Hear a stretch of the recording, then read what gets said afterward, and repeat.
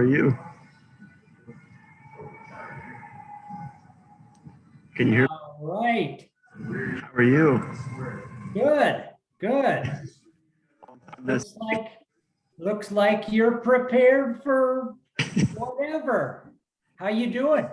doing pretty good, pretty good. Yourself? Good. What kind of projects you up to these days? A little bit of everything. Is this school related or MAAP related? Everything related. Everything related. Because I think I told you, Jack, when you and I met, I volunteered previously at a automobile museum here in Oregon. And one of the things that I was in charge of, or one of my prime responsibilities, was education. And so maybe I didn't mention that, but nonetheless, it was called World of Speed. And when the COVID situation came on, the board of directors thought this is too long to leave the museum kind of fallow with I mean, they had plenty of cash in the bank. It was just simply they didn't want to leave the museum vacant, and so they decided to close after five years. And unfortunately, for those of us who volunteered, kind of took away our job. So anyway, yeah. So when I ask, that's primarily what it is. What are you up to? So let's see. Beginning of the summer when we first talked, I'd been working on the 914 that we have here. So that got finished up this week pretty much. We're just doing a quick lap with touch-up paint and some polish, getting it all ready to go. Did a bunch of things since we last talked since then. Let me see. Finished the brakes, got the engine running right, changed the oil again, and then took it for its first test drive. And then that's when sort of more issues kept on coming up because the car had been They do. Yeah. You're finding out reality pretty quickly. Yeah, a couple heat cycles and it was showing a couple of its weaknesses. So after the first test drive, a couple things, the steering wheel bearing that was holding that sort of the steering wheel bearing turns on, that sort of was not existent anymore. So took the steering column and the whole assembly out, replaced that bearing, pressed that back in, and then let me see, I'm trying to think back in my memory. And then the push rod tube seals just started gushing oil everywhere. So took that off and the valve train off that, placed push rod tube seals, and then put it all back together. And then I told Cole, I was like, well, Cole says hi as well. He wanted me to tell you that. And hope. Well, hi back. He's right behind me. I'll tell him that in just a second. Okay. But I was like, told Cole, I was like, yeah, it's ready to go. Should be perfect. I didn't actually turn it on and make sure it's still in gear and drove and everything. So Cole jumps in and says, it's not going into gear. And apparently the last bushing around the shifter had just sort of cracked and dry rotted away. So it wasn't going into gear anymore. And then so took all of the. Is this a 1.7 with the 901? This is the 108. 1.8. Yeah, I'm sorry. Yeah. Okay. So anyway, and how old's the car? I mean, how long has it been since it's been rebuilt and so forth? It's a 75. That's been all original. The lady who brought it by, it was her father's car. Last time it was driven was in the late 80s, I believe. And she was young enough to sit on a passenger hump in the middle with her brother on the right side and her father, who's now deceased, who is driving. Oh, what great memories. And so we've been, it's sort of been the intern's car is what it's been called. So it's for us we're sort of leading the project on it. And so we're just sort of getting it back up and running, give it a little shine, just so she can make it safe and drive around. Yeah, and those seals, obviously, all the seals you're finding, they deteriorate. And so when you're saying it's gushing oil or it's the seal has gone here, they're all going to eventually have to be replaced or gone through. But originality. Yep. So I was just going to get started on the amount of seals, but it sounds like you already know. There's a couple other ones show themselves, axle seals, and then valve cover started leaking as well. So good. That was sort of my portion of the work.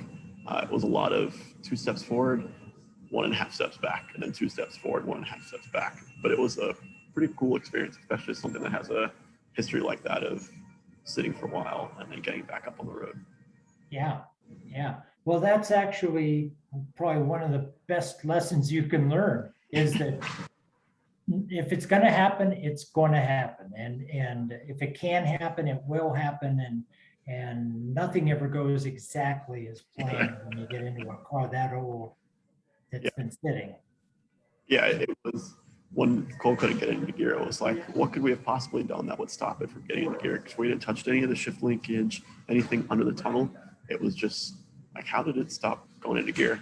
And then I took the little rubber boot off, and half the shift pushing was not in its home, if you will. Yep. Yeah, So I agree. What I jumped right in. What would be most useful for you, or what would you like to do? What's your plan for today? So I have a couple questions that Yeah, Jennifer, girl who runs all of the lady who runs all of our media, like me to ask. But sure. Yeah. can field any open conversation until then, or if you want to jump straight into the question. No, let's go with make sure that we get the questions asked that she can use. And then go from there. Awesome. So I am recording this. I was supposed to ask you permission before I start recording it, but I'm sure. Works for me. Perfect. So first question I got here for you is tell me about how you started with cars and sort of where the interest got sparked from. I see a note here from Cole. It said it might have been something to do with your father. Yeah, actually, all to do with my father.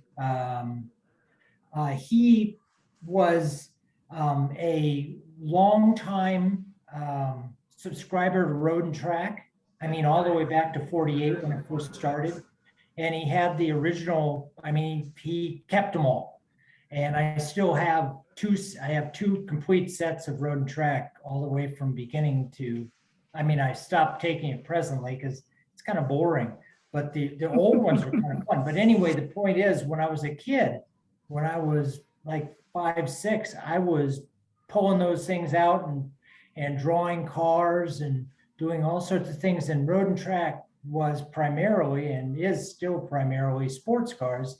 So that's where I started. But you name it, I've gotten involved with cars, I like drag cars when I was probably 13, and then no way. And then I liked Indy cars. No way. I want to go around turns and so forth. So it started with my father. And then actually I had an uncle that was very active in sports cars and went to the first Pebble Beach road races which were actually, they were only for 7 years, 1950 to 56 were those years. And he went every year. And so he, as well as my father, were if I can call them, my mentors. And my dad never had any real fun cars, but my uncle did. So I could always go, hey, Peter, what do you got? What are you playing with now? So that's where I got in. Interesting. Sort of the similar story. My father has a 67 or 76, excuse me, little Beetle. And my first memories of sort of being interested in cars were we would jump in that and we'd go around the neighborhood or go get ice cream or just drive the car pretty much. And seeing the smile and the joy that it brought him was something that sort of stuck out to me. And then eventually I turned the age where I could buy my own car before I was even allowed to drive. And I went behind my father's back because he didn't want me to buy a little convertible. So I went behind my father's back and bought it. Been there, done that. And I bought that in Virginia Beach, which is about 3 hours away. Drove it up when I was not even, well, I think it was. And what was it? What was it, Jack? Little red Mazda Miata. Oh, sweet. Okay, keep going. And I did tell I asked my parents if they could buy it for me and pay for it for me and do it as my first car, quote unquote. And they was like, no, we're not interested in it. You're going to wrap around a tree. So I started mowing lawns and working jobs to save up some money. And then I went behind their back and drove a long way and brought it back and parked it behind the shed. And one day I left half the bumper sticking out and my father saw it and went back there. Busted. Yeah, man, you should have heard what he was saying. And then, so after I got it running because it was pretty terrible, I did a couple sort of restoration things to make it look presentable, and then sold it and flipped it for a good amount of money. And I'll never forget my dad the day as I was driving it to meet the people to sell it to them. He's like, man, what a cool car this is. We should not have sold it. And to this day, he's like, man, I wish we kept that car. And come to realize it was just my mom telling my father, get rid of that car, get rid of that car. It looks terrible behind our shed. Well, we used to, I mean, there's been a movie that about a Red Ryder BB gun, and they said, you can't have this Red Ryder BB gun because you're going to shoot your eye Sure, out. yep. Yeah, but nonetheless, hearing, oh, you can't have that Miata because you're going to wrap it around a tree. That sounds very similar to the shooting your eye out. Yeah. And my father never told me this, but a couple of years, because this is when I was 15, 16, and I turned 22 last week. About 2 years ago, he was like, I couldn't tell you this before, but I did the same exact thing to my father when he said I couldn't have my first car. And he went out behind my parents' back and bought a little Beetle, or behind my grandparents' back and bought it. Yeah. So really cool. Can I tell you almost identical story to yours? My first car, if I can call it my first car, was a Austin Healey Sprite right-hand drive. So it was a 58. And it was a basket case, didn't drive. And this is 1971. And it was $75. No, $75 in 1971 was a fair chunk of change when you're a kid. But Yeah. Nonetheless, I went out and I passed this thing all the time on my way to school. And I wanted an Austin Healey. I wanted a Sprite in particular. So I went out and I finally bought it. And then I told my sister about it that afternoon. I bought a car. Oh, what? Mom and Dad are going to kill you.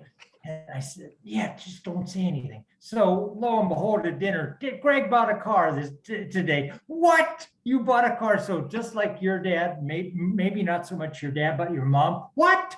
You are going to get rid of that car. And so my Same exact thing. The two of us had to go back to the guy. And again, it was a basket case. So it wasn't driving. And it was only maybe 10 blocks from my house. But we went down the next day. And he says, you got to give this kid his $75. Why? He can't even drive, for gosh sakes. And, really, he didn't ask me and so forth. So I had to get rid of it. So I had to get my $75 back. So yep. I think this is a rite of passage. Yeah, three very similar stories. Yep. So that's where I got the bug, and my actual first car was a Ford Cortina, and it was a British Ford. So that was, I got a '66 Ford Cortina. That was my first one. So, and yours was a Miata, which was much better. Not this one. This one was a little rough when I first picked it up. Yeah, but you got your bug and you repaired it and flipped it and made a few dollars. And yeah, but I haven't ever been able to get that feeling out of my body. So that's where it comes from. Nor have I. Yeah. I'm working on cars all the time. Anyway, keep going. Looks like it'll be around for a while from what I see. But father isn't super interested in cars these days anymore. He still has that same Beetle that I first mentioned, but he's sort of allowed me to take the reins on that one, if you will. And so we'll be taking care of that one and looking at that over winter break this year, me and him, which will be a fun project to do, just the two of us. Let's see, a 76. So your speedometer is a lot newer than my era. My era was the early 60s Beetles, and they had oil. They had an oil lamp at the bottom of the speedometer, a warning light in case oil pressure was too high or there was some issue with the oil. And at the bottom of the speedometer was off of the speedometer. Basically, I think it went to about 80. Most of the speedometers at that point went to 80. And we used to just say, did you get your Volkswagen to oil? Did you get your Volkswagen to oil? That meant you were off the speedometer, you were all the way down to the warning light for oil. So I have my stories of Volkswagen bugs as well. They're great cars, great fun cars. Yeah, and I've sort of been figuring out, because I've been able to drive it little bit more the past couple months than typically he'll ever let me do it. Typically, I would just do a couple laps in the neighborhood, like first through second and third gear. But now he's sort of let me take it out and around and shopping and wherever I want to. So I've never been in a car or seen a car that can, someone will see it and it'll make them smile just like that. Just because everyone, just as I'm sure you know, everyone has a story with that, or everyone says, oh, when I had one of these and my old girlfriend had one of these, something like that. So it's a cool car to be a part of and get to sort of figure out. So much nostalgia, and they're just, as my wife would call them, they're cute. And cute is actually, Jack, almost a license to own it. That's what, if she says a car is cute, then I almost have the ability to go, okay, let's get one. But they're cute. They are definitely. That car's got a soft spot in my heart. I think that one, he's had 4 or 5 of them now. That car's been around for, I think, almost my entire life. So I think upwards of 20 years my dad's had that. But he's always talked about getting a camper or a bus or something like that as well. So I think it'd be awesome if further down the road I have the financial capabilities to swing that and do that for him before he well, you're speaking my language. I never had the bus, but I had friends with buses, and you can do a lot with a bus. That's what it sounds like. He just got some weird little part of him, and he'll see one pop up on Bring a Trailer and send it to me and say, let me know what you think about this. And that was before the prices just did the big increases that all those cars have, which is see. You're doing the same thing I did with my dad. My dad, when Bring a Trailer, I heard about Bring a Trailer courtesy of a friend that lives in San Francisco and actually knew the father's son that started Bring a Trailer. And when he told me about Bring a Trailer, I then, not too long thereafter, even though my wife said, don't tell your dad about Bring a Trailer, it's going to be hazardous. Don't tell him. So I told him about Bring a Trailer, and then he would send me, and I as well would send each other pictures of, oh, look at this, what do you think? Cool, whatever. So keep that up. That's awesome. Yeah. My dad will send me weird stuff from like old International Harvester pickup trucks that he, like, you name it, he'll send it to me, which is pretty cool to see. How old's your dad? He I believe early 50s. Okay. Maybe mid 50s now. These are vehicles that, maybe he's got but they're just bizarre. And to think that they're commanding the prices today. Yeah. I mean, a Harvester Scout. I mean, International Harvester Scout. It should not be a good vehicle, but they're crazy. It'd be interesting to see, like, if you could run sort of some statistics to see what the Bring a Trailer like type auction has done to car prices in the past 5 years. Huge. That would be interesting to see. Yeah. I've sold six cars on Bring a Trailer, and I bought one. So, and I just bought this one on P-Car. That's the first one I bought on P-Car. Oh man, I saw that, and my reaction is when you sent me that link, I opened it and said, "Holy shit!"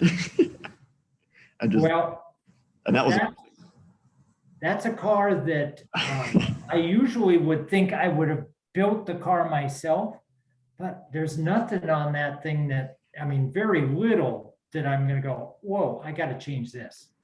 Yeah. Usually I have to change stuff. I saw that and I was like, oh my goodness, they're exactly what you said. There's not a single thing I would change on there.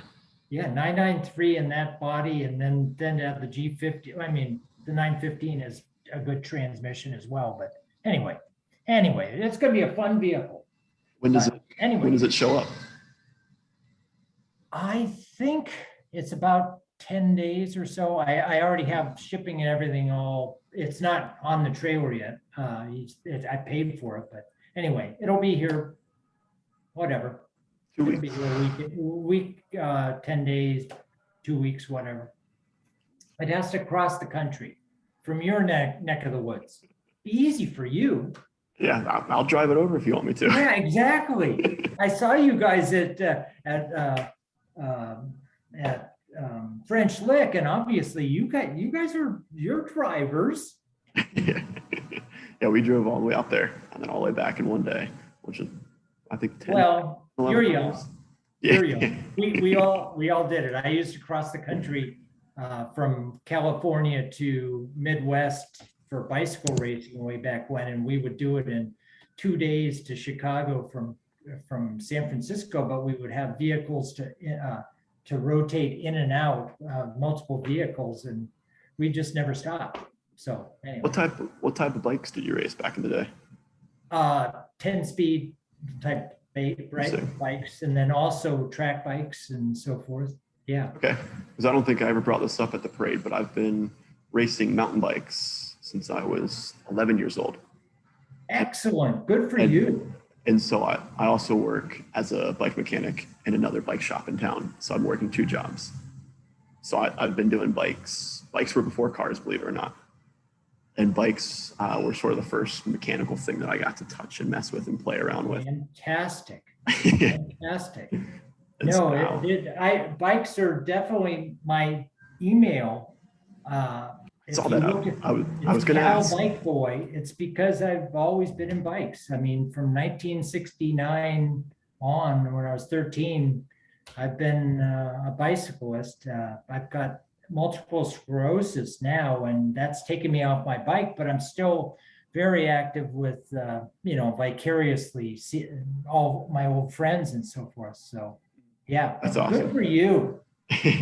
But always sort of trying to sneak out and go ride bikes.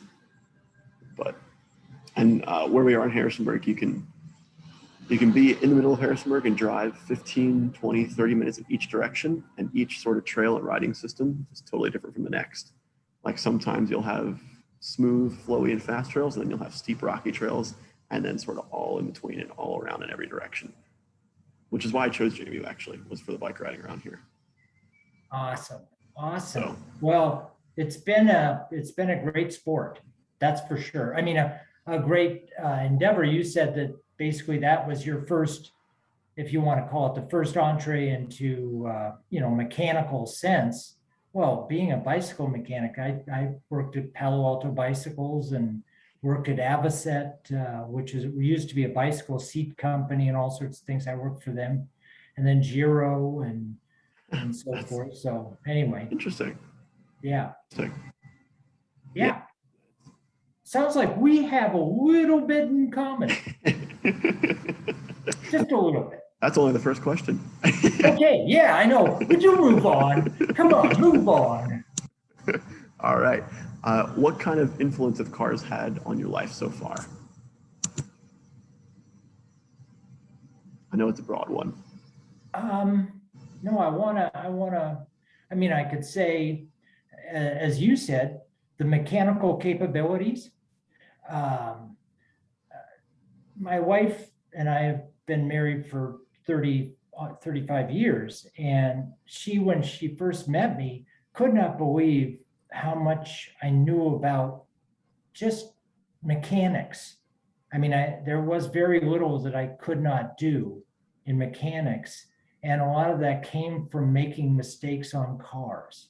I mean, I tell people, if you want to learn any type of mechanics, take a transmission apart and rebuild the dang thing with all the synchronizers and do it again, because you didn't do the break-in period correct. You make mistakes, and by golly, you fix them. You finally get it right, and you make those mistakes and you remember them, and then you don't do it again, and you just become that much more proficient. So think of that, a lot of it, that proficiency and lack of fear of, oh my gosh, I can't do that. Oh, this car is too difficult to work on. Well, really, even the new ones, they've gotten a lot more difficult with the electronics and so forth, but even the new ones don't really scare them.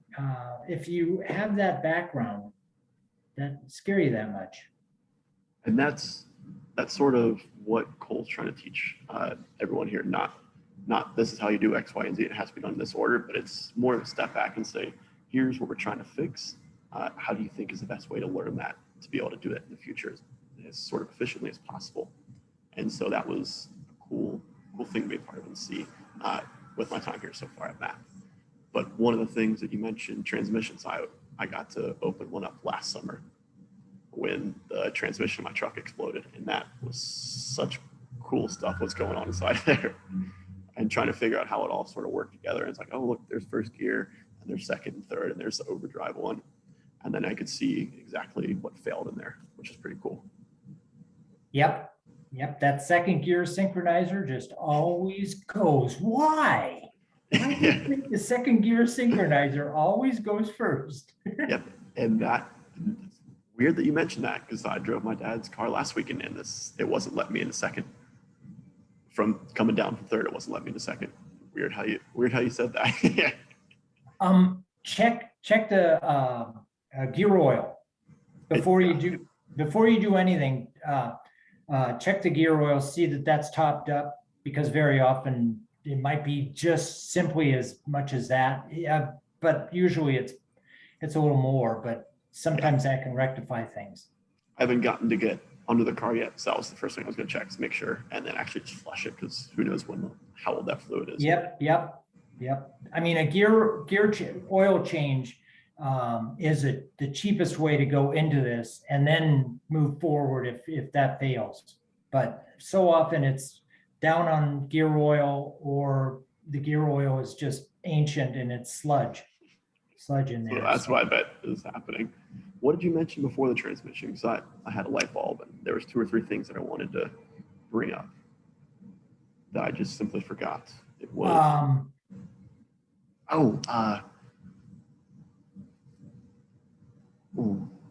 this reminds me of when you said breaking something.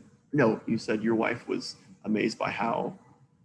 And I'm being God's honest on that. I mean, I don't mean to boast, but when she go, wow, because I don't hire a whole lot of people to do things. And I'm talking about houses as well as cars, as well as just my dad was very good mentoring. And I think that's where Cole comes in, as giving the opportunity for people to learn, make mistakes, and in an environment that's safe. Yeah, that's what was so comforting about doing the 914 all summer. Is it was all right to make a mistake on that one, just because that car is sort of rusty. It's been around for 30 years in the same place, and the goal is just trying to get it back up and running. But it's cool to see the different sort of repair mentalities from a car like that compared to like the 550 that was at our booth. It was just really cool how differently you approach those problems. Oh yeah, that was interesting. But I would almost say that the 914 gives you the opportunity to treat it like it's the 550, but if by chance something goes wrong, okay, yeah, it's not the 550. It's not a concours example of an extremely valuable vehicle. So when I saw the 550 and you told me that you fabricated, if I remember correctly, it was something on the rear of the body shell or something, or maybe it was the bracketry under the shell. You got it. It was the transmission mount. Okay. Well, that impressed me that, you're able to access, number one, and number two, work on a vehicle of that caliber. I mean, anyway, that's not exactly the regular driver. Yes, and that was like what completely opened my eyes and blew my mind to MAAP, was sort of that scenario. The first day, Cole was like, sweet, I'm gonna go leave early, I have an appointment or something. Tools are over here. Your first job is to remove that transmission mount and then make it adapt and move the holes 25 millimeters forward to make it work with this transmission. And this was before I knew exactly what that car was, or the value or the history of that car. And it was like, how did I get here? Because Cole left that day and it was just me in the shop. And I was like, how did I get here in my life? Yeah. How did you do it? How did you come up with the solution? So if I could quickly and easily find a picture, I would, but there's so many pictures and files this computer has. But basically, the original 4-speed transmission was changed out to, or excuse me, the 5-speed transmission that came originally was changed out to a 4-speed for shorter gears for sort of smaller circuit racing. And Cole wanted to put the original transmission back in there with the original numbers for sort of the historic value of it. And so the original transmission mount was lost in that first conversion. I don't exactly remember when that happened, but there was a sort of circular mount that the back of the transmission butts into, and then you have 2 holes coming up like that, and 2 holes from the chassis that bolt in, and that sort of holds it together. Those 2 holes, if this was a chassis, were sort of back here. So I had to move it all forward. And instead of just sort of hacking the attachments where the other 2 were welded on and welding them 25 millimeters forward, Cole was like, we're going to make this look pretty and design a new part and give you the experience of that. And so I sort of took all the measurements, drew it up in a 3D software, and then sent it to a 3D printer and 3D printed it so I could test fit it on the car. And then the first one wasn't so awesome. I messed up on one of the dimensions. I treated it as a radius when I should have treated it as a diameter. So it was half of what it needed to be. So that was a funny eye-opening. It was like, whoa, that wasn't what I wanted it to be. Oh, not an uncommon. I'll tell you, not uncommon. Anyway, keep going. And then after that, good friends with someone who runs a machine shop. So I went down and was able to actually be a part of the fabrication process. And so that was really cool. And that was my first time using the lathe as well. So you used engineering as well as fabrication. Yep. Both of which are so essential in what you do and what I do playing with these vehicles. Because they don't always, I mean, they were built by people just like us, but many years ago possibly. And they've moved, they've been crunched, they've been whatever. And you got to engineer and fabricate new ways of doing things, or maybe even improve, be it that, on what was the factory way. But as Cole said, make it pretty, because that's not exactly an inexpensive car. So the hard part is the car is now 60, 70 some odd years old. Nothing was square, even, round, or symmetric like that. And everything that I've been doing in school so far has been, here's this perfect like piece, we're gonna model this and run these scenarios. But nothing was perfect or square or symmetrical in this. So it was sort of hard to adapt that, like essentially step out of my comfort zone and come around that. So that was an exciting thing. Oh, you hit the nail on the head when you said step out of my comfort zone, because that's probably the biggest angst that anybody, including myself, has with taking on a project that might be over your head. And for me, I just say that's a lot of things I take on all the time. And you go, is just getting the nerve to go and do it. And that was a huge one for me, stepping out of my comfort zone. Not the actual removing and installing the transmission mount. I was comfortable with that just from doing mechanics and mechanical things my entire life. But it was the sort of 3D modeling aspect of it. It was my first time using this specific. I haven't done that. That's awesome. And it was wild trying to figure it out. And every single day, Cole would ask me, "How's it going?" And because it was about a week long before I had the first sort of drawing or concept created. And every day, Cole was like, "How's it going?" And I was like, "Oh, I'm getting there." And then the next day, I said, "Oh, that idea just didn't quite work." And I'd come back, and then next day, Cole would ask me, he's like, "Oh, I think I'm there this time." And I would slowly move forward, and then completely move back when I couldn't get the last step dialed. But now I feel really comfortable and confident using that software, which fantastic. That was an exciting part, and it gave me sort of the sense of empowerment that I could create really anything that I could think of to solve a solution, and sort of merge my mechanical knowledge and the technology that's out there to sort of produce the best things possible. So that was a really, really cool experience to be a part of. And you enjoyed it. Oh my God. I mean, enjoyed it. Obviously there was angst, but you enjoyed it, and you most definitely learned from it and got through it. I just as an analogy, I use the analogy of falling out of trees to be a good example of living through fear of heights. And I grew up as a child of a mother that was very fearful of heights all to her death. I mean, till she passed away, she was fearful of heights. Well, gosh, about age 13, 14, I started climbing tall trees and started falling out of them. And, you don't want to do that and kill yourself, but, you can figure out, hey, or falling inside the tree, and you start losing your fear of heights. I have no fear of heights now. Well, it's the same type of thing. You do that project with a 3D printer and you learn how to do that. And now you're fearless. You're going to go and you're going to make mistakes still. Everybody does. But no way around that. yeah. Those are good mistakes to learn and have, just because you can learn from them and go and be strong at the end, of course. Yeah. Well, excellent. Make one change, or I'm getting blinded by the sun. There we go. Oh my golly! I could turn my computer. I have a little bit of rain, but we need it, so that's good. Reflection off of Cole's floors. Cole's always known as someone who has the squeakiest floors. And every well, that's a look at the cars. Yeah. doesn't change. Yeah, and everyone comes in here. It's like, oh, I would eat off this floor, and I was like, yep, I have a couple times. But Jack, just out of curiosity, did you ever have a chance to meet Weldon? I unfortunately was the first intern who did not get a chance to meet him. Okay. And it's sort of a bummer I missed out on that. Yeah, well, you got it through Cole. Anyway, we can move on. Whatever. All right. Let me see what the next question is.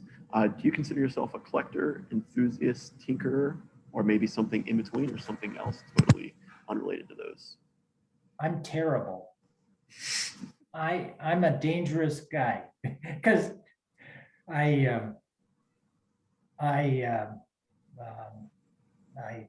have too many interests. I mean, as I say, too many cars, too little life. I mean, too little time.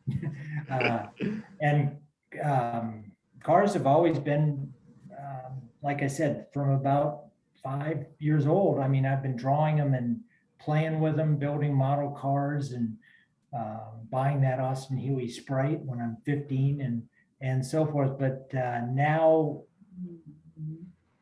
I have the wherewithal to do a little bit more with cars, and I'm out of space. So, but anyway, I consider myself, I don't want to be a collector because I like to drive them. When I was volunteering at that automobile museum, I used to tell people the worst thing you can do for a car is to have it sit. And you have your 1975 914 that you're playing with. You can see what happens when you leave a car sit for a long period of time. And I've had cars that have sat for a long period of time, and you rectify so much that if the car had been driven occasionally, would have been probably a lot healthier. So I try not to be that collector. Anyway. I never got to ask you at the parade. What do you do for a living? I never knew. I retired from pharmaceuticals. I worked for 3 pharmaceutical companies, the last one being Merck right there on the East Coast, MERCK. And that's what I did. And yeah, I did mostly, I did sales, but then I also did training. And it comes back to where my real passion is, and that's why I got involved with MAAP, is because I really feel that if we do not nurture one who is like yourself looking to get into this industry that I find very interesting and want to support and see going forward, we won't have craftsmen for the future. And it's a dying art. Granted, vehicles are changing. You and I talked at Parade about the future for electric. Well, electric is just another propulsion. And if you want to work on a car that's electric, Great. It doesn't have to be internal combustion. Let's figure out a way to make cool cars that are electric. And so that comes back, but that's what I did for a living. I did I did pharmaceuticals. We can call it that. Yeah, whatever. Nancy Reagan said in 1982, just say no. Well, my mom used to actually make that joke. Oh, what is Greg doing? And he's Drugs. selling drugs. Yeah. Oh gosh. Whatever. Interesting. Anything else want to add to that one? No, I retired a while back, and since then I mentioned the bicycles. If I was able to do anything in retirement, it would be actively still bicycling, but before I retired, my MS really kicked in, and so I couldn't continue to do that. But nonetheless, the cars are not a bad standby, if one wants to call it that. And now I have 5 Porsches and an Audi R8. So I was just about to ask how many cars you have in your quote unquote collection. and then a Subaru to drive. I don't want to say that. Okay. No, well, one 1993 is going away, hopefully. And then hold on just a sec. I've got to answer the door. Go for it. Take your time. I'll be right back. Take your time.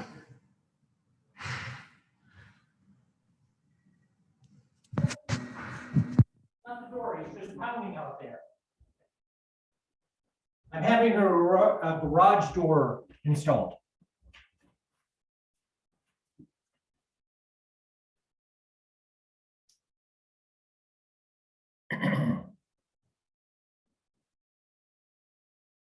Sorry about that. Someone lost. No worries. If you need a break. Nope. Okay. Someone just had a question where the gear oil pump was. The pump to pump out gear oil. Oh, okay. Well, there's always a drain plug. Yeah.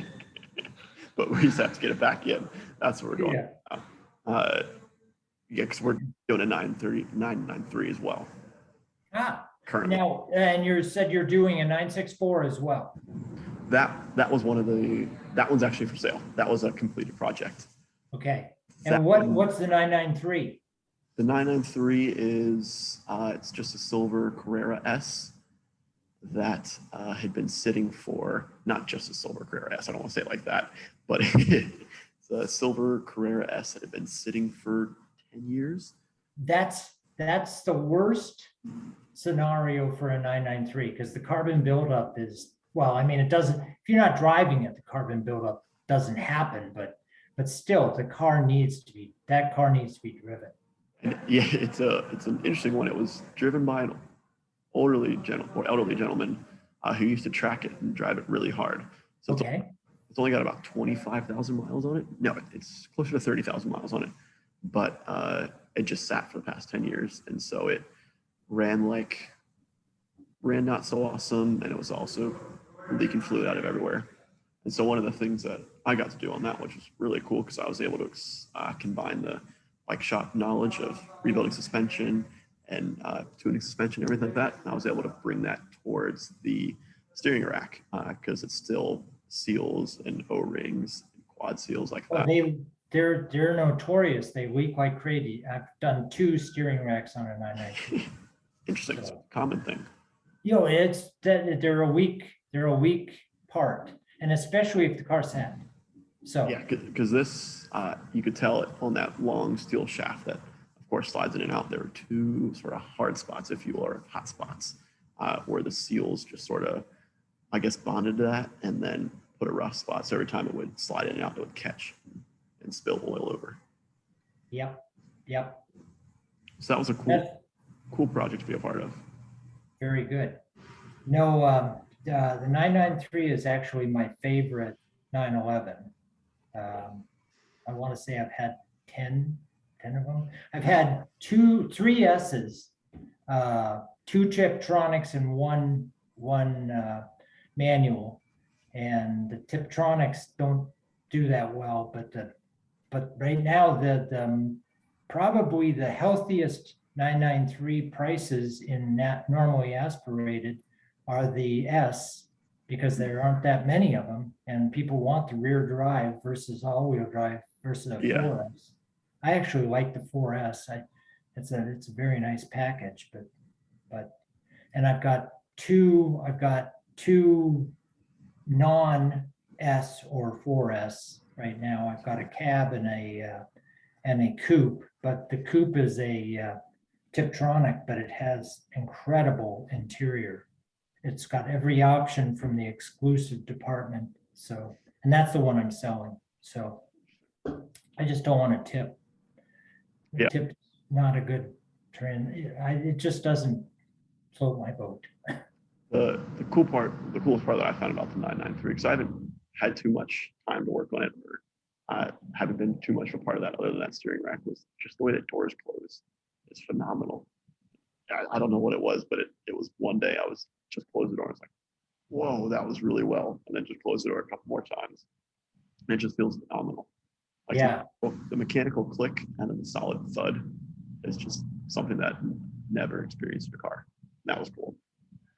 But sort of a little nerdy thing to point out there. Yeah. Well, cool. That sounds like a nice project you are all working on. So is that going to be sold, or is that going to go back to the owner? Or I don't exactly know.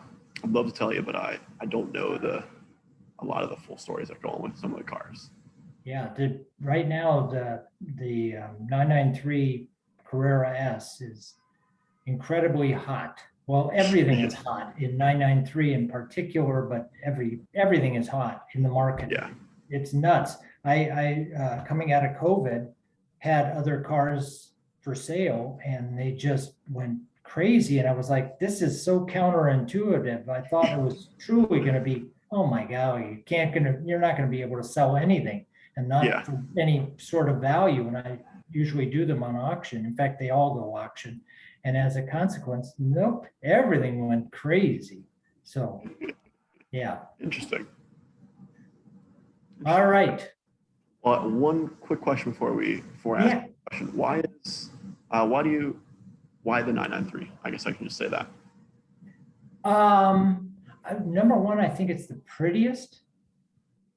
When it first came out, it took me a while to get used to it, and really, because I grew up with the long hood Porsche 911 and 356s, and so I was going to I've been known to do sidebars or digress, but my history of Porsche would be the uncle had a Porsche 356 years and years ago.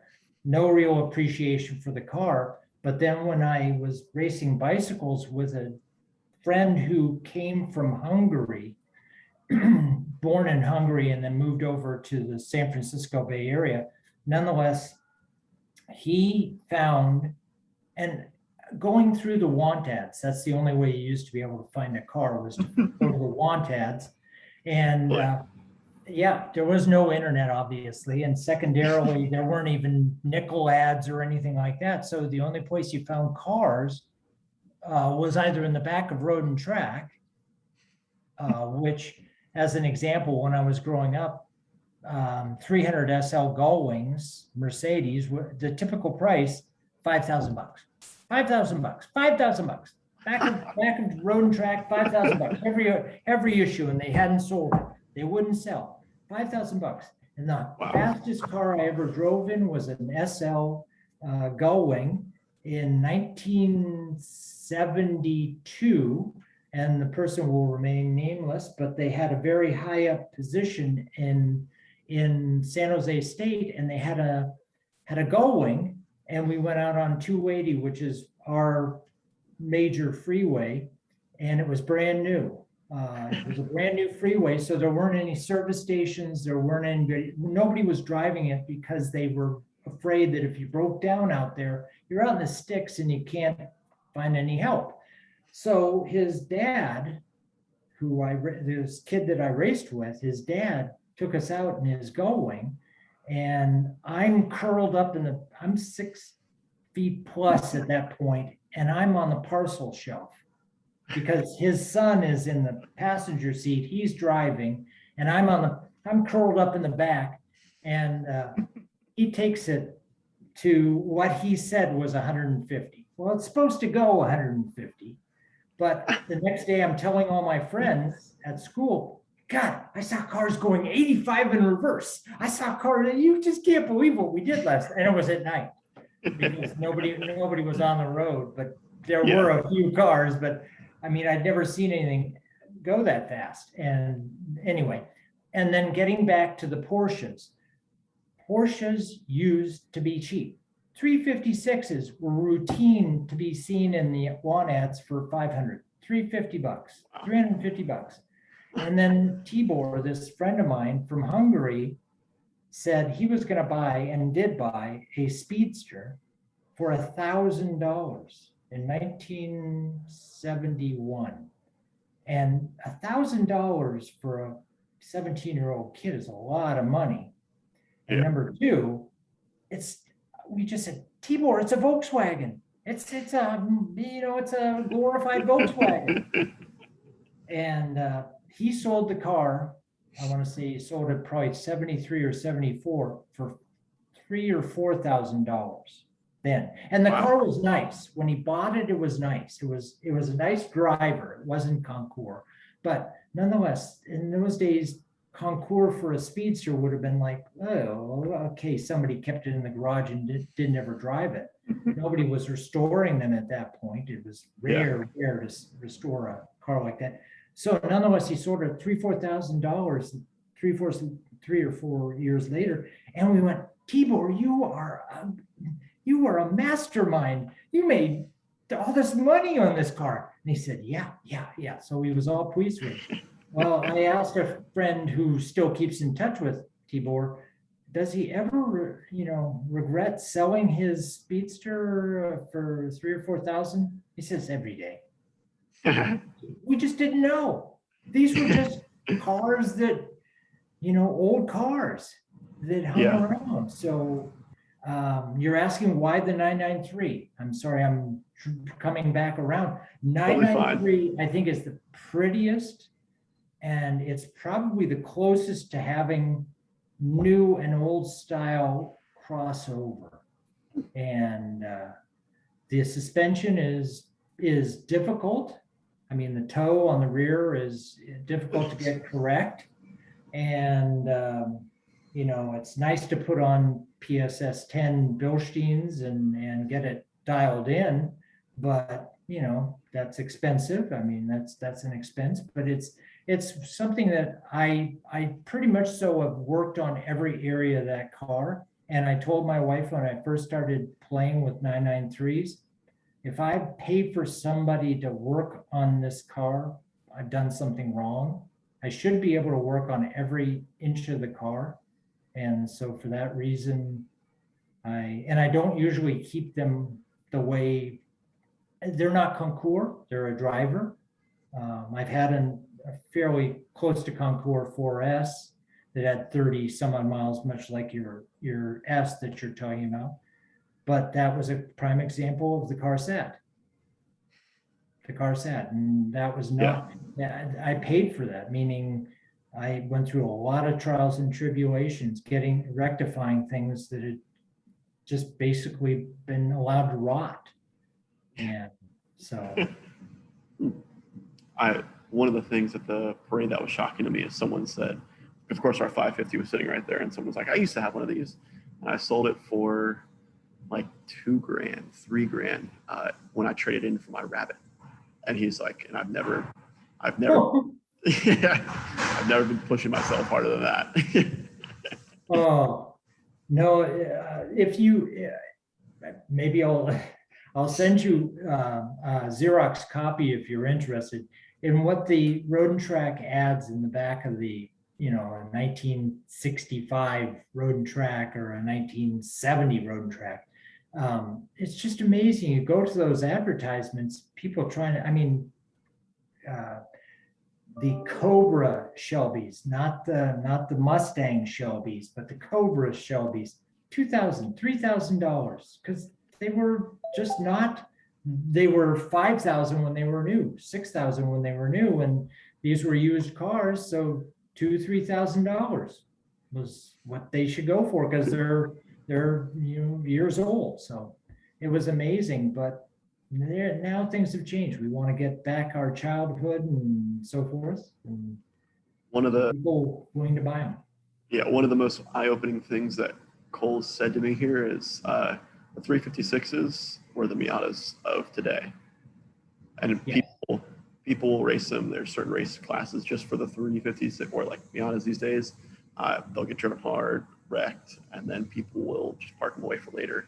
And they used to be really, really cheap when I bought mine back in the day. I think I paid $800 for mine back in 2015, which was a lot for a 15-year-old kid, as I'm sure you went through that same experience.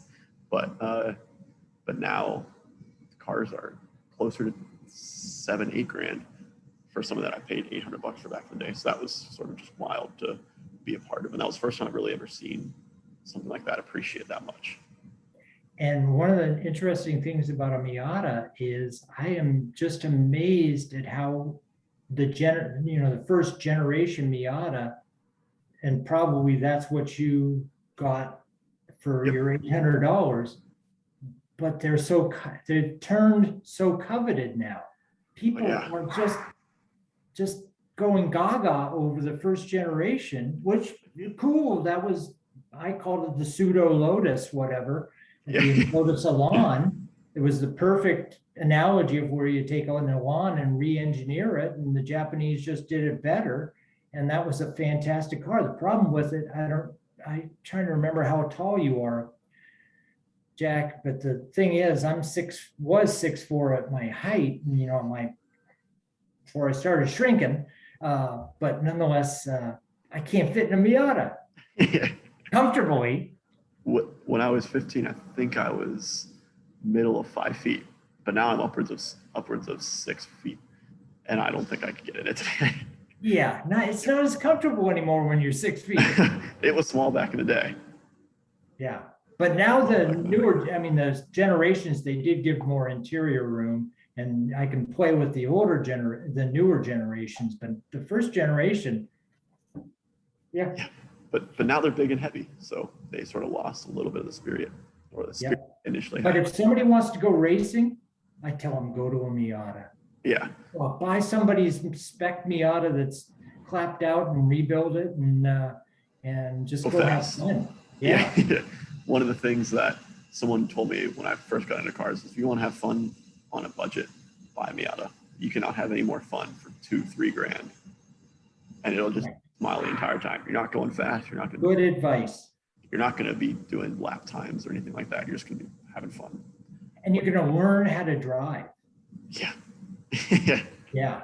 It's going to teach you how to drive, because it has good geometry out of the box, but you're going to upgrade it as time goes on. And plus, an older Miata is going to need ball joints and all the suspension gone through anyway. So you're going to learn how to work on a car with learning how to drive it. So just a good package. Yeah, that was well said. Let me see, next question I got for you here. I feel like, I think we know the answer to this, but I think Jennifer wants to know the answer to this. Is how were you introduced to MAAP? With Cole at Parade. I earlier alluded to the fact that at that automobile museum, one of the areas that not seen by the public, but one of the areas that I wanted to make people that came through the door to visit the museum quite well aware is that what they did, meaning World of Speed did, was they bought a defunct previous car dealership. They bought the dealership of the building, the lots, everything around it. And then they took the dealership, turned it into the museum, but kept the service area completely intact. All the lifts were there that were there when it was a car dealership. And actually, I bought a used Ford Explorer at the very dealership. I ended up volunteering it. But by them keeping the service area completely intact, we were able to bring in the state of Oregon, I know when I was still volunteering, we had only 14 at that point, and we only went down April of 2019, I think was our last open day. In April of 2019, we had up until that point only 14 high schools in state of Oregon that taught auto shop. 14 high schools. Auto shop was everywhere. I mean, every high school when I was growing up had auto shop. They had home economics, they had electrical shop, woodworking. They had all these different hands-on general ed, but ed for life. And that's just a shame. That's a travesty for us not to give people alternatives for the future, people being young people, alternatives to college for the future. Not everybody's cut out nor interested in going to college. Yeah. And so forth. And not to have an alternative and be able to support that alternative is ridiculous. Well, what World of Speed did was we had 9 high schools bus in through the week and come in. So we always had that shop humming with kids. So if somebody wanted to, it's much like going to a going to a beauty school. You get your hair cut, it costs you very little to get your hair cut. You have to put up with the fact that maybe there's a piece of hair that's awry, but nonetheless, that's the learning part that you play with. You know, so we had people coming to get oil changes and maybe as much as a gear box issues and so forth. But that was the part that the public didn't see. And that's the part I wanted them to know, is that we don't just have the cool cars over here. We want to make you aware we also support auto shop for 9 high schools in our area. And that's why MAAP was attractive to me, number one. Number two, I also had I had somebody I wanted to donate to MAAP in tribute to, and that was Weldon. And then Weldon Scroggin, and Cole and I talked about the fact that my dad had just passed away, almost very close time frame. And he said, well, let's just make it in honor of both your dad and Weldon. So I was happy to do that. But this is near and dear. I'm actually looking for, Jack. So if you know somebody who's got a job for me, I'm looking for another place to volunteer. And I haven't found one.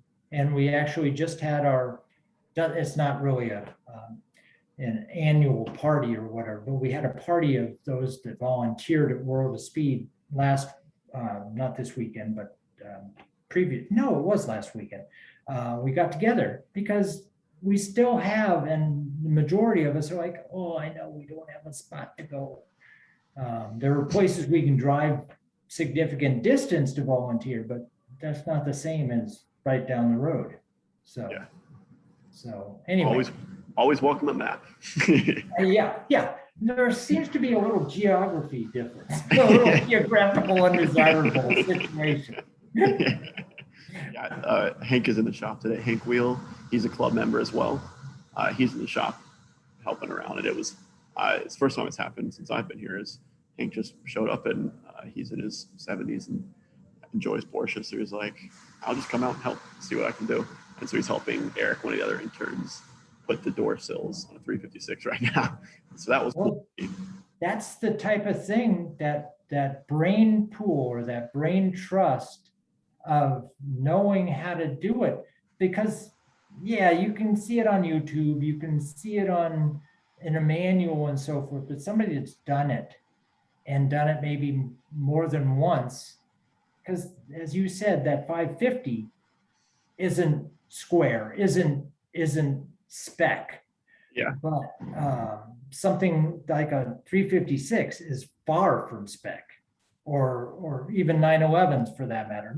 These were basically hand-built cars in their early days before we got all the mechanization that we have today, but still, nonetheless, you got to know how this stuff works. Yeah, I don't know if you can hear that, but the 993 just started way on the other side of the shed. I'm sure you've probably seen it, but did you ever see the YouTube video of the Porsche factory back in the 50s, 60s? Yeah. We'll introduce They're manhandling those panels. They are definitely, and the hammers and the long files. Yes, I've seen it. It's about 45 minutes, and Ferry's there. Ferry's Ferdinand is there, as well as Ferry are in that, and it's very interesting to watch. And they talk about how basically they're hand built. Yeah, I watched that, and that opened my eyes to so many things that like I saw in the car. I was like, oh, why is that like that? Or why'd they do this? And then I watched it, but it was like, oh, that makes sense. Because they didn't have the assembly line to do all these things or put essentially produce things that I'm used to seeing every day. So it's different to see how it was different from now compared to then. Yeah. Very different. Have you had an opportunity to get to any sort of today's well, I'm asking, have you seen an auto factory other than on YouTube or something? Been to one? Yeah. If you've seen it on YouTube, you've seen it. But it is pretty interesting to see be in the action. I've had the opportunity to get to the Zuffenhausen a couple of times. Now, Cole and Weldon, Weldon blew me away. First time I ever met him was in Salt Lake City at Parade. He was a judge and I was a timer. Actually, I was runner. I can't remember what, but every time Weldon would say something, I'd be, you got to be kidding. Because, as opposed to seeing it in a magazine or seeing it and knowing the specs and where it raced and who raced it and how did it do, etc. But to actually have the car right there is just amazing. But an auto factory is pretty cool. But again, it's all, you got more robots than people doing all the body jig and all that. And then when you're building the engine, that's when the real hands-on takes place, and pretty cool to see. The cool one that I've seen a video of is the little, guess the big jaws that come in and spot weld. Exactly. Cool. I don't need one, but it would be cool to have the hand spot welder. You probably have one do you have? Unfortunately not. But you don't? Okay, we gotta work on that. Somebody's gotta put some money in for the hand, because that is such a neat deal. I watched one YouTube group called Retro Power, and they're out of the UK, and they do what am I trying to think of? YouTube videos, probably 2 a week or whatever it's called, Retro Power. And nonetheless, it's all restoration of cars. And I just see that spot welder, the hand one that they had at Porsche in that video that you were talking about in the 50s. That's what they did used to use. But when you're talking about the today ones, it's like amazing. Stand back, because I know. It's like amazing. So very neat. So next question I got for is, what makes being a MAAP supporter meaningful to you? Hearing when I asked you first out of the block, I asked you, what's the project? That's what hearing what MAAP is doing for you, Jack, is to your education right now, what type of puzzle you're putting together. And, it doesn't matter if it's Porsche or whatever, because there's obviously a life after. There's a world outside Porsche, but not to me. But I have an Audi. I do have an Audi. It's a sister, if one wants to call it that. Anyway, it's pretty cool to hear what the project is. And my wife actually asked me why I watch so many hands-on YouTube of how things are done. I just like watching people work on them and develop, as you said way back when about the 550 and how you had to reposition that bracket for that rear transmission mount.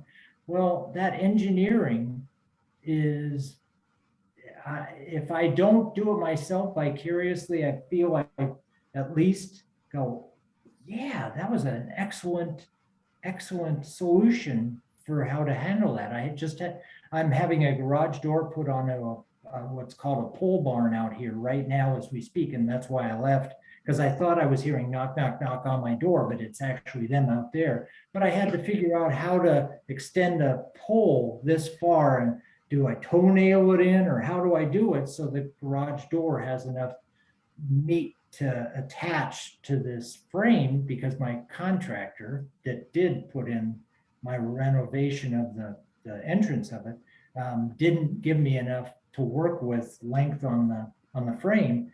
And so that type of stuff you have to engineer all the time. So comfort with, how do you deal with that? I came up short. Okay, now I got to do this, or I got to do that. And welding is one of the areas that I want to get better at.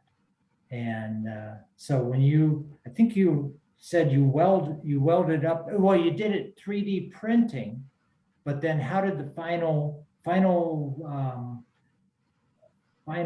product come to be? Most of it was on a lathe, and Okay. then there were two sort of end pieces that got welded onto each other. And because Cole was wanting to do it for looks, I didn't get, so I'm not a welder, of course. I didn't get to actually weld that part of it. But sort of one of the personal projects that I did my summer on my own vehicle was I bought the CAD plans or the CAD drawings off of someone on an internet forum for the truck that I drive, sent them to a metal company. They cut all the metal, and then I spent beginning half the summer welding a bumper together for my truck, and it got a full tire swing out and everything. And so that was really cool, because I've never taken a welding project on that was that big. And so I thought it was 2 weeks long, but it ended up being 4 or 5 weeks of welding. And so that was a really cool experience. But that was just MIG welding, when the transmission mount was TIG welding. So it was pretty interesting to see how different those two are. And I guess just melting metal is something that's always been cool to me as well. Yeah. Well, I said I want to get better at it. So that's definitely one of the areas that I want to work on. That's something that I didn't do when I was young. That would have been passed on. In fact, it's still passed on, because the proficiency, as you're talking about, Cole wanted it to look pretty. So did the final product, was it MIG or TIG welded? It was TIG. It was TIG. So the dimes were nice. Oh yeah, they were, it was really cool. Yeah.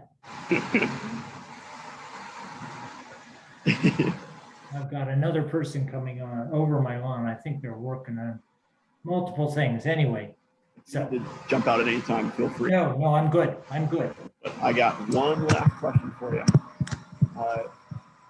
I don't know how well you can hear me, but if you could choose any car to drive, what would it be?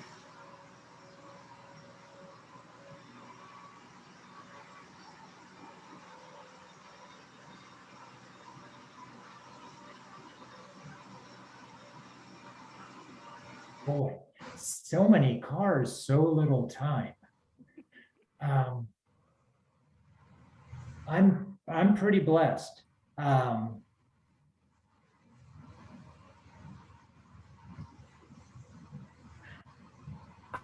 I haven't driven a Taycan. Really? I want to drive a Taycan. It doesn't. I think the sweet spot on the Taycan, I'm looking at the Gran Turismo 4S Taycan, because I have a green spot. I want to be green, and I mentioned electric. Electric vehicles for the future just make great sense, and if we can continue to have beautiful bodies, with an electric propulsion, fantastic. I'm excited for that. But I think the Taycan is a very interesting vehicle to investigate, and I haven't driven one. But I have new 911s and I have old 911s, and I like them both.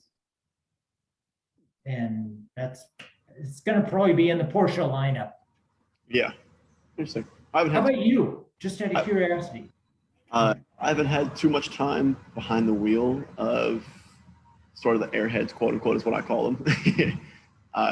But if you were to ask me before MAAP, it would have been a BMW E30 M3, which is the first generation M3, the one with boxy flip. 1989. Yeah. Yep, Yeah. exactly. It would be that one, and I'd have two of them. I'd have one that was sort of all original that I could drive around on Sunday afternoon. Or Did you say you have or you would have? no, I would have. These would be the two.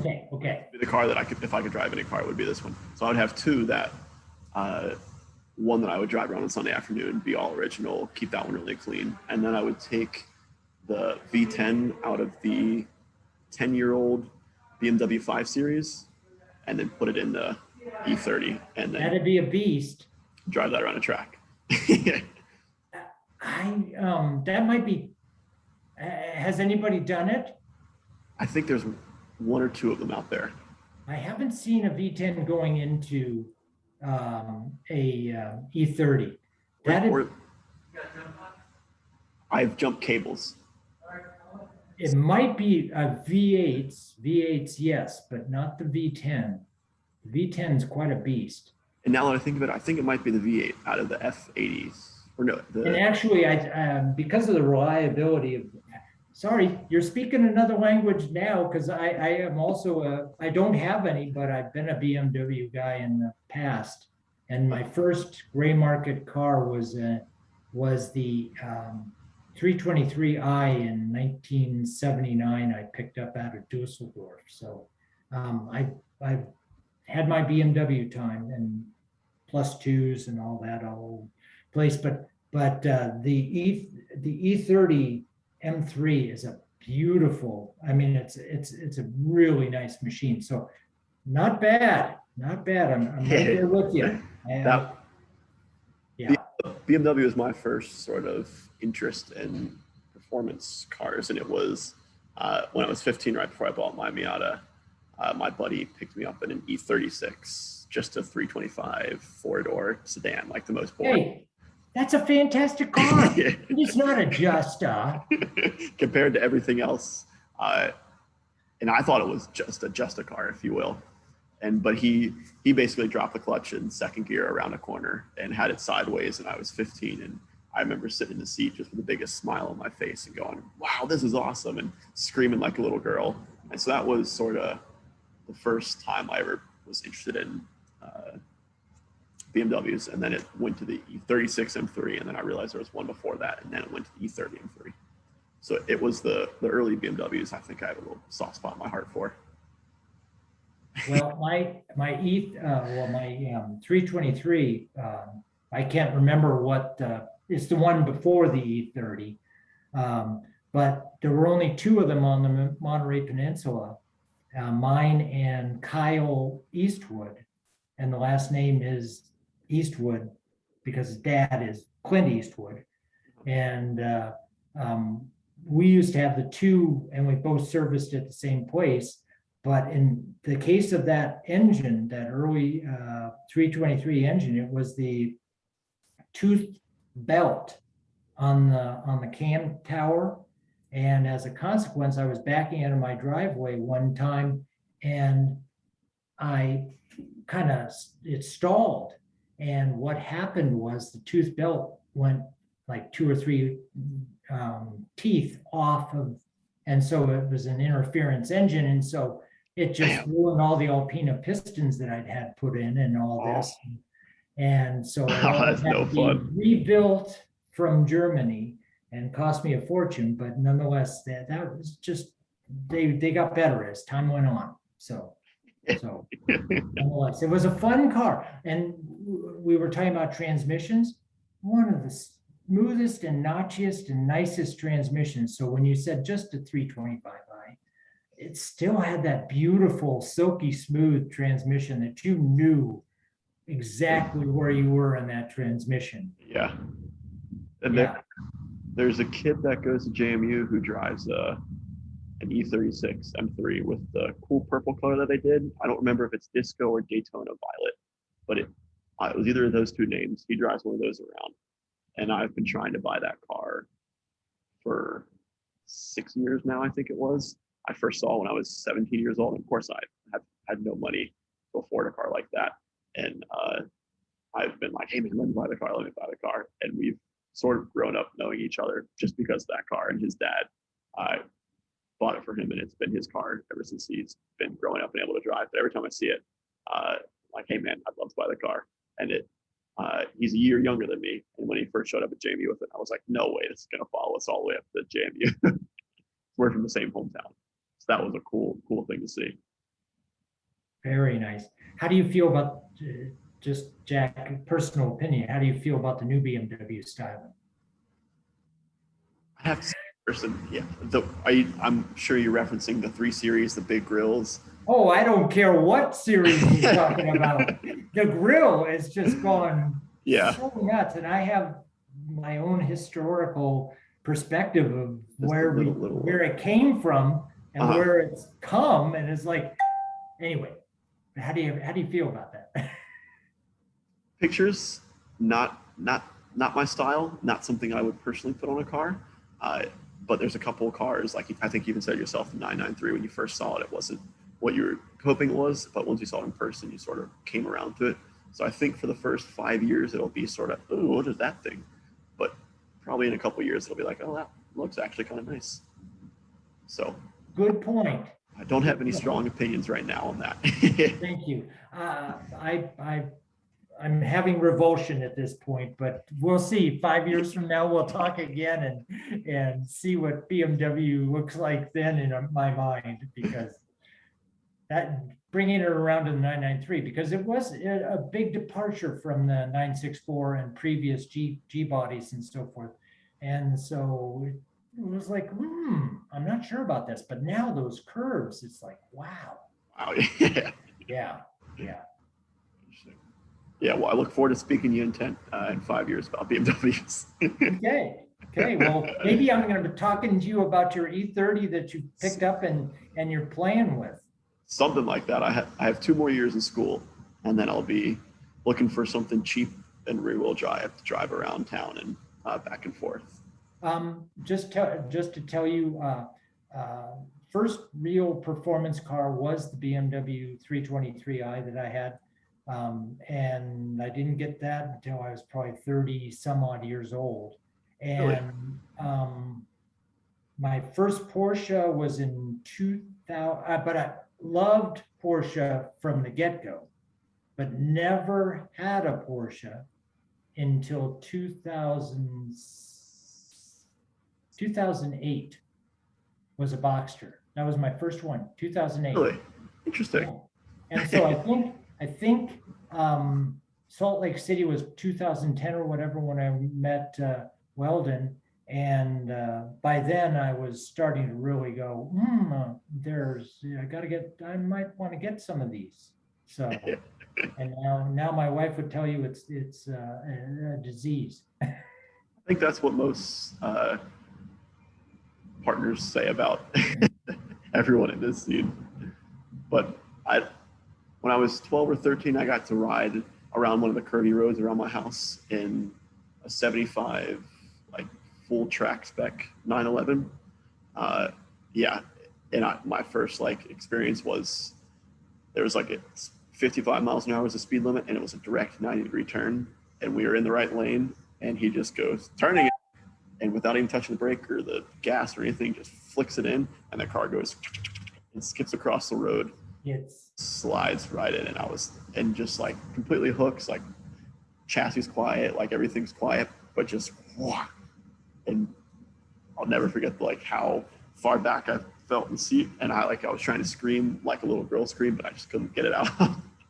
It was just wild to me what that I know. Can you believe the adhesion that car had to Yeah. do that? I mean, And he's sliding, yes, but he's still sliding controlled. yes, yeah. So that was a cool experience. I'm still getting blinded by the sun here. Just a minute. There we go.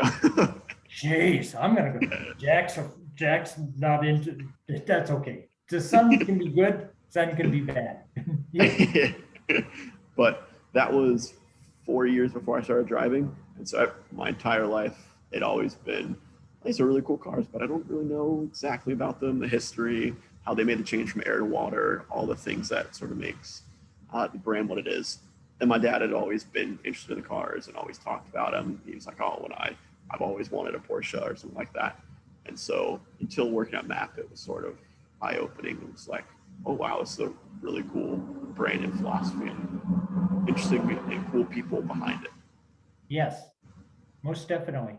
I don't want to belabor this, but I was going to bring up one more thing about the 993 that came to mind while you were Please. talking, and that's the thing about the new cars is they're so dang fast.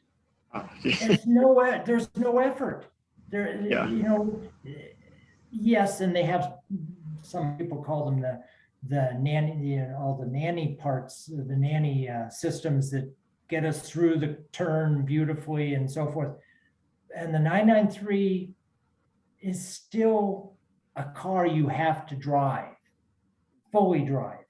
And it's got enough power to get you into trouble if you went too far, but not enough power such that it feels like the car's doing everything for you and so Yeah. forth.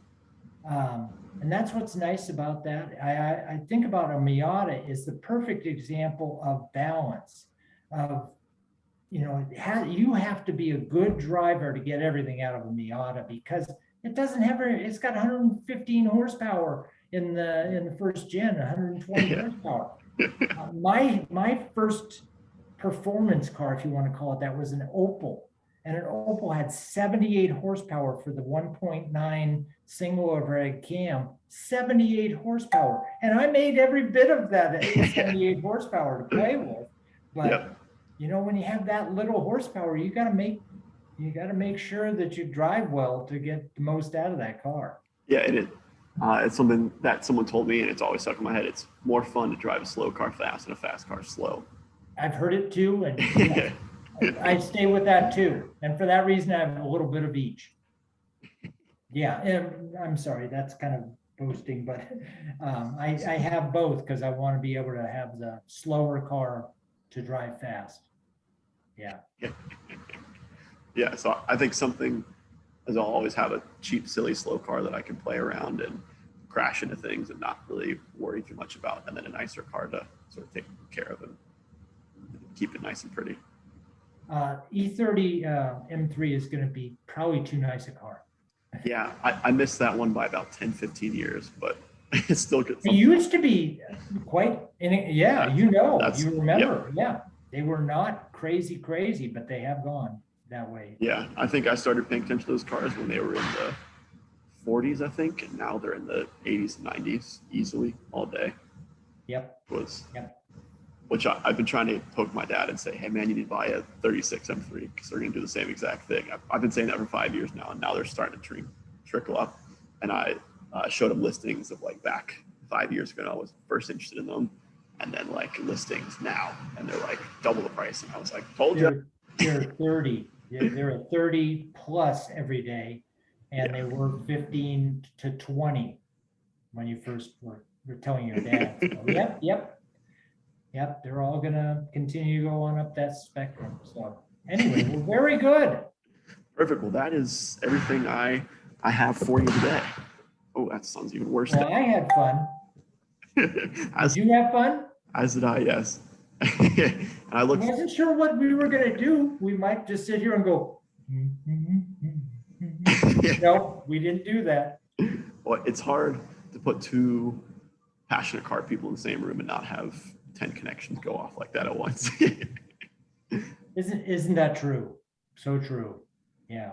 And that's where it's so fun to go down in your case, you were working at Parade in that, at French Lick in that big room and so forth. So it got old.